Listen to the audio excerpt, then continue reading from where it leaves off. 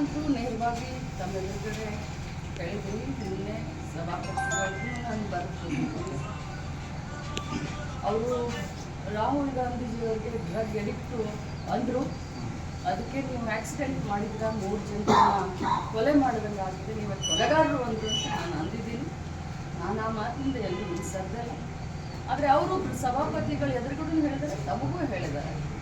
ನಾನು ಆ ರೀತಿ ಅಂದಿಲ್ಲ, ಆ ವರ್ಡನ್ನು ಯೂಸ್ ಮಾಡಿಲ್ಲ ಅಂತ. ಮಾಧ್ಯಮದಲ್ಲಿ ತಾವೇ ಎಲ್ಲರೂ ತೋರಿಸಿದ್ದಾರೆ, ತಮ್ಮೆಲ್ಲರ ಮೊಬೈಲ್ದಲ್ಲೂ ಆಗಿದೆ. ಅವ್ರು ಏನು ಅಂದಿದ್ದಾರೆ, ಅವ್ರು ಸುಳ್ಳು ಹೇಳ್ತಾರೆ. ತಮಗೆಲ್ಲರಿಗೂ ಗೊತ್ತು, ರಾಜ್ಯದ ಜನರಿಗೂ ಗೊತ್ತು, BJPಯ ನಾಯಕರುಗಳಿಗೂ ಗೊತ್ತು. ಆದರೆ ನಾನ್ಯಾವತ್ತು ಸುಳ್ಳು ಹೇಳುವಂಥ ಕ್ರಮೇನೇ ಇದೆ. ನಮ್ಮ ರಾಹುಲ್ ಗಾಂಧಿ ಅವ್ರಿಗೆ ಡ್ರಗ್ ಎಡಿಕ್ಟ್ ಅಂದಾಗ ನಾನು ಕಳಿಸಿದ್ದದ್ದು ನಿಜ. ಆದರೆ ಅವ್ರು ಮಾತಾಡಿಲ್ಲ ಅಂತ ಹೇಳ್ತಾರೆ. ಅವ್ರು ಮಾತಾಡಿದ್ದು ಇನ್ನೆಲ್ಲರ ಡೊಮೇನಲ್ಲಿ ಫುಟೇಜ್ ಪ್ರತಿಯೊಬ್ಬರ ಮೊಬೈಲ್. ಲಕ್ಷ್ಮೀ ಹೆಬ್ಬಾಳ್ಕರ್ ಅವರಿಗೆ ಮೇಡಮ್ ನ್ಯಾಯ ಸಿಗಲಿಲ್ಲ ಆಗುತ್ತೆ. ಯಾಕಂತ ಅವಲ್ಲಿ ಕೇಳಿದ್ರಿ, ಸಭಾಪತಿಗಳ ಹತ್ರ ಮನವಿ ಮಾಡಿದ್ರಿ.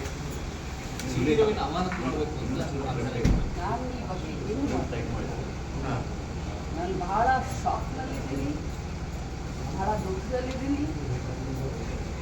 ನನಗೆ ಅದಾದ ತಕ್ಷಣ ನನ್ನ ಸೊಸೆ ಹಾಸ್ಪಿಟಲ್ನಲ್ಲಿದ್ದು ಫೋನ್ ಮಾಡಿದ್ದು, ಅಮ್ಮ ಯು ಆರ್ ಅ ವಾರಿಯರ್, ನಿನ್ನ ಜೊತೆ ನಾವೆಲ್ಲ ಇದ್ದೀವಿ ಅಂತ. ನನ್ನ ಮಗ ಬೆಂಗಳೂರಿನಲ್ಲಿದ್ದಾನೆ, ನನಗೆ ಫೋನ್ ಮಾಡಿ ಧೈರ್ಯ ತುಂಬಿದ್ದಾನೆ. ಬೆಂಗಳೂರಿದ್ದಾರೆ, ನನ್ನ ಕ್ಷೇತ್ರದ ಜನ ನನ್ನ ಬೆನ್ನಿಗಿದ್ದಾರೆ, ಕಾಂಗ್ರೆಸ್ ಪಕ್ಷದ ಜನ ನನ್ನ ಬೆನ್ನಿಗಿದ್ದಾರೆ. ಈ ಸಂದರ್ಭದಲ್ಲಿ ನಾನು ಇದಕ್ಕಿಂತ ಜಾಸ್ತಿ ಏನು ಮಾತಾಡ್ತೀನಿ.